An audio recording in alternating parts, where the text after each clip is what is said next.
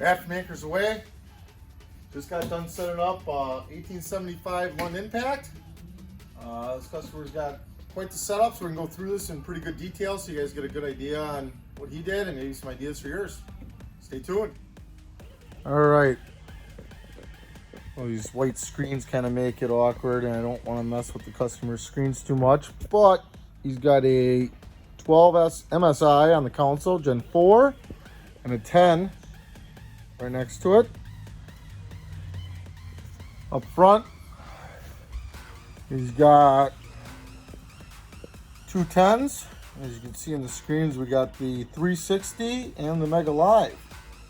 We'll go into some more detail on all this, so you guys can see how we did the setup on this one. All right, it's down here, starting battery setup. This customer went with some AGM batteries, including for the starting. Right here we have a master on off switch. This is for the electronics only, so nothing else but the electronics on this boat are on it. We have 6-gauge wire. It also goes from battery 1 on this side, battery 2 on this side. I'll show you guys battery 1 and 2 here. This is actually a starting battery being number 2 for them, and I'll show you battery number 1 in a second. Okay, center of the boat's where the trolling batteries are, and what we have in here is a 36-volt setup for the trolling motor. That's these 3 batteries, and then right here we set up a dedicated electronics battery. You see right next to it we have a fuse panel. That is for his locators, and we have 2 5-port switches. It's important that you set your 5-port switches up right. Also, that way you know where all the wires are for each one if we ever have a problem. You can see a little mess, but we did the best we could as how clean it is. But all the wires for the locators have their own dedicated individual wire that runs to each locator. All the connections then are underneath the console. 60 amp breaker for his trolling motor. It does have a new motor coming. That's on back order. Get that on here as soon as it comes in.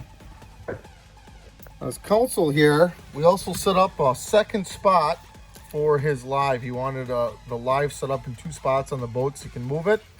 We got our wire harness here. And then right here we have an on-off switch. I like to put those on an on-off switch just in case. 1, you can kill the power. 2, if the water sensor ever catches, you can turn it off when it's out of the water. If you ever have a malfunction with that. Up front here, like I said, he's waiting on a trolling motor still, so we did have to do a little bit of rigging just to make some things work. He wanted everything on here that he could for the time being, but this might actually give somebody an idea for later. This is his live pull, and right here we have the 360. These are both on Rambo setups, same as the console. Underneath here we have 2 hideaway on off switches that we can power those off individually, not mess with his locators, and a separate fuse panel in addition to the one in the middle of the boat, just for all electronics on the bow. All right, give you guys one last view of this again. From acres away. Thanks for watching the video. Don't forget to subscribe. We'll do some more how-tos this winter. Try to get a couple more stuff for you, everybody to see. Thanks for watching.